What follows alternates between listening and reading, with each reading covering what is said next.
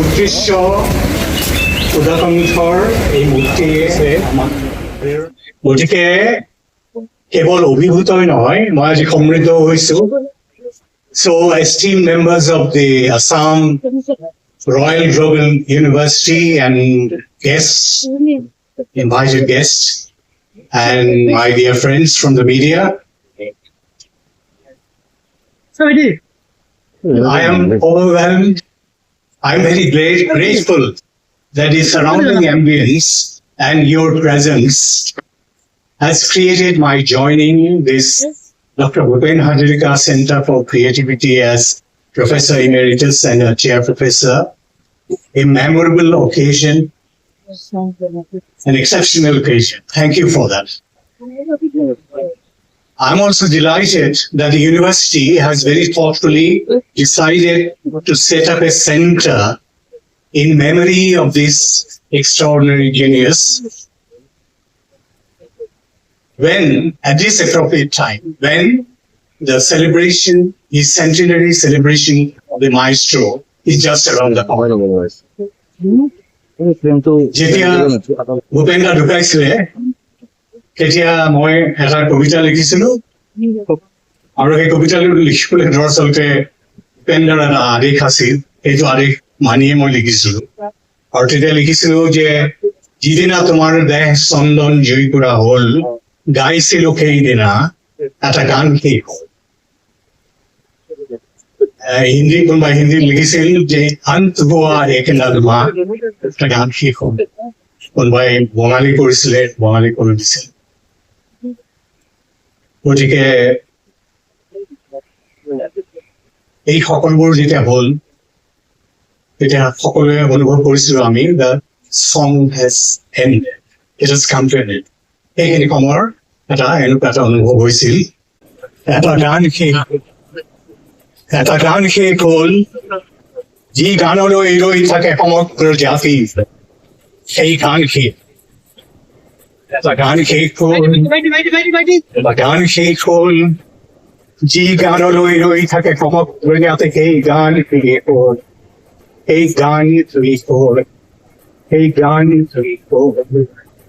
উপচি আছিলে গান, উপচি আছিলে গান, গানতে লক্ষিণী ধান, কঢ়িয়াই আছিলে সুৰৰে গাগৰিত আই অসমীৰ মান।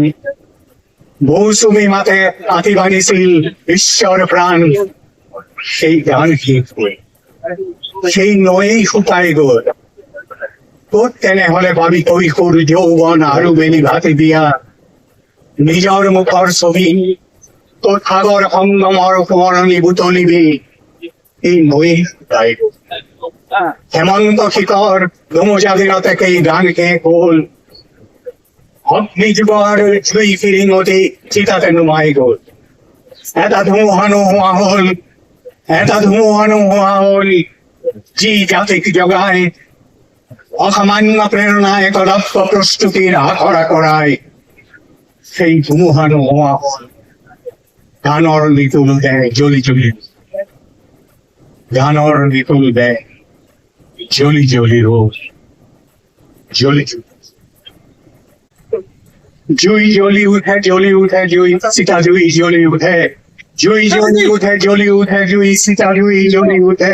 দেখো ভমকতে জ্বলি উঠে, দেখো ছাই হই জ্বলি উঠে, গোটেই জাতির বুকু খপন খপন করে, গোটেই জাতির বুকু খপন খপন করে।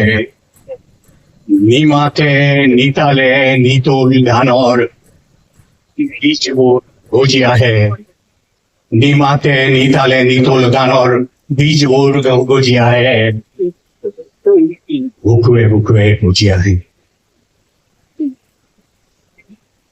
সেই গানেই আছে সি এতিয়া বুকুৱে বুকুৱে থকা ঠাই, সেই গানেই আছে সি এতিয়া বুকুৱে বুকুৱে থকা ঠাই। ধুমুহাৰ আগলতি নিচান উৰাই উৰাই, তেনেকে হব কেনেকৈ এই অমৃত গান। গানৰ শেষতো আহিছে নতুন গান, গানৰ শেষতো আহিছে নতুন গান। উপচি আছিলে গান, গানতে লখিমী ধান, আই অসমীৰ মান, মৌচুমী মাতে আতি বাণী আছে বিশ্বখনৰে প্ৰাণ এই গানৰ দেহতে গজিছে নতুন গান গানৰ দেহতে গজিছে নতুন গান গানৰ দেহতে গজিছে নতুন গান কোন ক'ত আছা গাঁও জাতিক জগোৱা গান গাঁও মানুহৰ জয় গান মৃত্যু জিনাৰ উদযাপনৰ গান শেষ হ'ব কেনেকৈ এই অমৃত গান গানৰ শেষত আহিছে নতুন গান গানৰ শেষত আহিছে নতুন গান গানৰ শেষত আহিছে নতুন গান গানৰ শেষত আজি আহিছে নতুন গান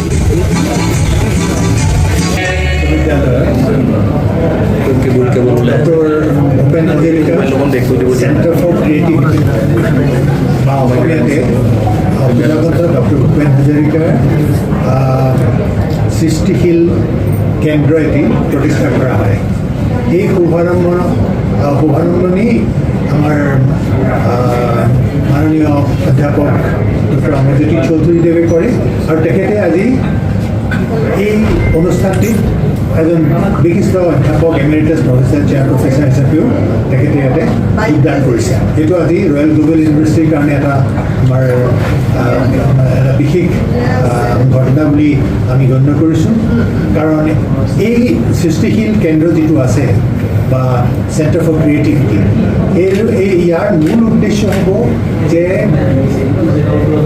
বিষয় নিৰ্বিশেষে বিজ্ঞান কলা সুকুমাৰ কলা বিভিন্ন বিষয় ছাত্ৰ ছাত্ৰীসকলে অধ্যয়ন কৰে এই বিভিন্ন বিষয়ৰ সামৰি লৈ পেলাই ছাত্ৰ ছাত্ৰী গৱেষক গৱেষিকাৰ যি সৃষ্টিশীল এটা মন থাকে সেই সৃষ্টিশীল মনৰ পৰা তেখেতসকলৰ বাহিৰ হোৱা অপূৰ্ব সৃষ্টিৰাজিক আমি চৰ্চা কৰাৰ কাৰণে এই কেন্দ্ৰই এখন মঞ্চ দিব বুলি আমি আশা কৰিছোঁ আজি কিছু সময়ৰ আগতে মই মোৰ ভাষণ প্ৰসংগত যিটো কৈছিলোঁ যে বিখ্যাত ব্ৰিটিছ ঔপন্যাসিক আৰু বিজ্ঞানী চি.পি. স্নোৱে 1959 চনতে এটা বিখ্যাত তেখেতৰ বক্তৃতাত এই বিজ্ঞান আৰু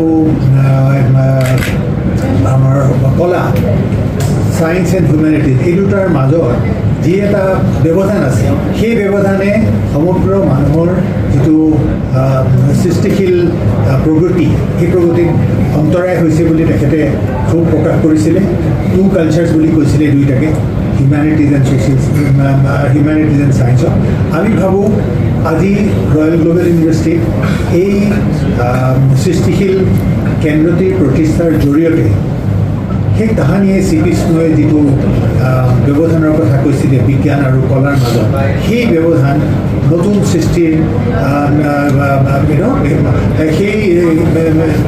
সেই ব্যৱধান আমাৰ ৰয়েল গ্লোবেল বিশ্ববিদ্যালয়ৰ শিক্ষক শিক্ষয়িত্ৰী ছাত্ৰ ছাত্ৰীয়ে তেওঁলোকৰ নতুন সৃষ্টিৰ উন্মেষৰ জৰিয়তে এই ব্যৱধান পূৰ কৰিব আজি এটা আমাৰ কাৰণে বিশেষ দিন বিশেষকৈ প্ৰফেচৰ অমৰজ্যোতি চৌধুৰী তেখেত নিজে এজন বিশিষ্ট পদাৰ্থ বিজ্ঞানী আৰু আনহাতে তেখেত এজন অতি কলাৰ লগত সৃষ্টিশীল কলাৰ লগত জড়িত এগৰাকী ব্যক্তি আমি সকলোৱে জানো তেখেতে এই কেন্দ্ৰত গুৰুধৰোতা হিচাপে অধ্যাপক হিচাপে যোগদান কৰাৰ পিছত আমি অসমৰ কেৱল ৰয়েল গ্লোবেল ইউনিভাৰ্চিটিয়ে নহয় মই ভাবোঁ সমগ্ৰ অসমৰ যিটো বৌদ্ধিক পৰিসৰ আছে তাৰ এটা নতুন সংযোজন অসম্ভৱ কৰিব গতিকে আপোনাৰ এই আসনখনত আজি উপবিষ্ট হৈ আপোনাৰ অনুভৱী বক্তব্য আপোনাক কেনে লাগিব প্ৰথম কথা হৈছে যে আসাম ৰয়েল গ্লোবেল ইউনিভাৰ্চিটি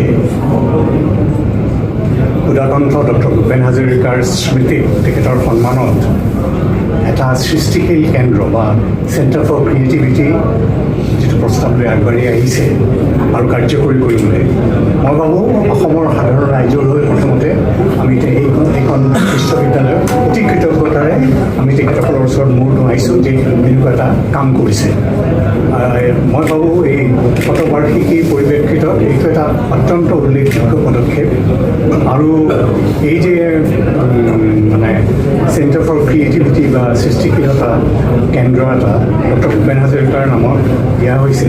ইয়াততো গান নাচৰ কথা যিবোৰ সৃষ্টিশীলতা আছে এইবোৰৰ বিষয়ে আলোচনা হ'বই, কিন্তু কেৱল এই কেন্দ্ৰৰ কথাটো কেৱল তাতেই সীমিত নাথাকে।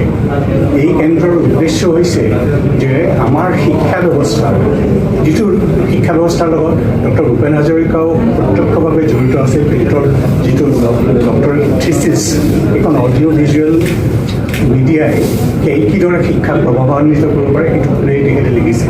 সেই থিচিছৰ পৰা আঁত ধৰি আমি ক'ব খোজোঁ যে দৰাচলতে আমাৰ শিক্ষা ব্যৱস্থা, আমি যিটো শিক্ষা ব্যৱস্থা আছে আমাৰ, এই শিক্ষা ব্যৱস্থাটো এতিয়াও এটা ইটোৰ পৰা সিটোলৈ লৈ যোৱা ব্যৱস্থা যেনে হৈ আছে।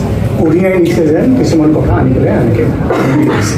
কিন্তু আমি বিচাৰিছোঁ যে শিক্ষা ব্যৱস্থাটো এনেকুৱা এটা মানে ব্যৱস্থা হওক যিটোৱে নতুন নতুন চিন্তা আনিব পাৰে। আৰু এই আমি যিটো কৈ থাকোঁ যে সদায় বিশ্ববিদ্যালয়বিলাক মানুহৰ কাষলৈ যাব লাগে, মানুহৰ সমস্যাবিলাক সমাধান কৰিব পৰা হ'ব লাগে। গতিকে মানুহৰ সমস্যা সমাধান কৰিব পাৰিলে, কৰিবলগীয়া হ'লে নতুন কথা চিন্তা কৰিব পাৰি। এই নতুন কথা চিন্তা কৰাৰ যিটো কৃতি ডক্টৰ ভূপেন হাজৰিকাই তেখেতৰ গানেৰে, তেখেতৰ কথাৰে আমাক দেখুৱাইছিল। আৰু ইয়াত থকাবিলাক বেছিভাগে সৰু ল'ৰা, গতিকে তেওঁলোকে হয়তো দেখা নাই, কিন্তু আমি তেখেতৰ বিহুৰ যিটো অনুষ্ঠান আছিল সেইবোৰ আমি একেবাৰে চচককৈ কাষৰ পৰা চোৱাৰ, এই গছত উঠি চোৱা, এইবিলাক অভিজ্ঞতা আমাৰ আছে। আৰু সেইবিলাক অভিজ্ঞতা তেখেতে মানে সেই গানৰ অনুষ্ঠানবিলাক একোটা একোটা বিশ্ববিদ্যালয়লৈ ৰূপান্তৰিত কৰিছিল। আমাক শিক্ষা দিছিল কেতিয়া অস্তিত্বৰ কথা ক'ব লাগে, এতিয়া আমি গোটেই পৃথিৱীখনৰ কথা ক'ব লাগে। অস্তিত্বৰ কথা কোৱা আৰু গোটেই পৃথিৱীখনৰ কথা কোৱা এই দুটা কথা পৰিপন্থী। এইবোৰ কথা আমাক কোনে বুজাইছিল? আমি যেতিয়া কিশোৰ আছিলোঁ আমাক কোনে বুজাইছিল? ডক্টৰ ভূপেন হাজৰিকাই বুজাইছিল। গতিকে সেই যে অসামান্য এটা প্ৰতিভা আছিল আৰু সেই প্ৰতিভাৰে তেখেতে এই অত্যন্ত সৃষ্টিশীলতাৰে আমাৰ মাজত কথাবোৰ সোমোৱাই দিব পাৰিছিল, যিটো কথা আগতে তেখেতৰ আগতেও আমি বিষ্ণুৰাভাৰ গাত দেখিবলৈ পাইছোঁ। দুৰ্ভাগ্যক্ৰমে আমি জ্যোতিপ্ৰসাদক দেখা নাই, কিন্তু বিষ্ণুৰাভাক দেখিছোঁ। তেখেতে যেতিয়া কথা কয় গোটেই পৃথিৱীখনৰ কথা জানে। এই মানুহজনে পৃথিৱীখনৰ কথা কেনেকৈ জানে? এই সাধাৰণ এডাল হাৱাই চপ্পল পিন্ধি থাকে, পাইজামা পাঞ্জাবী পিন্ধা মানুহ এটাই তেওঁ গোটেই পৃথিৱীৰ কথা কেনেকৈ জানে? তেওঁ কেমুৰ কথা কেনেকৈ জানে? এলবাৰ্ট কেমুৰ কথা তেওঁ কেনেকৈ ক'ব পাৰে? ক'ত পঢ়িলে? এই যে এনেকুৱা এটা অসাধাৰণ ব্যক্তিত্ব আমাৰ মাজত আছিল, এই সৃষ্টিশীলতাটো আমাৰ শিক্ষা ব্যৱস্থালৈ ক্ৰমে ক্ৰমে আনিব খোজাৰ আমাৰ ইচ্ছা আছে। আৰু এই কেন্দ্ৰই সেইটোকেই পৰ্যাপ্ত মানে চেষ্টা কৰিব। ইয়াৰ যিবোৰ বিভিন্ন ডিপাৰ্টমেণ্ট আছে, সেই ডিপাৰ্টমেণ্টবিলাকত কেনেকৈ নতুন চিন্তা কৰিব পাৰি, মানুহক সহায় কৰিব পাৰি, এইটোকেই আমি এই কেন্দ্ৰৰ জৰিয়তে আমি সেইটোক বাট কাটিবলৈ যত্ন কৰিম। এইটোৱে আমাৰ উদ্দেশ্য। ঠিক আছে।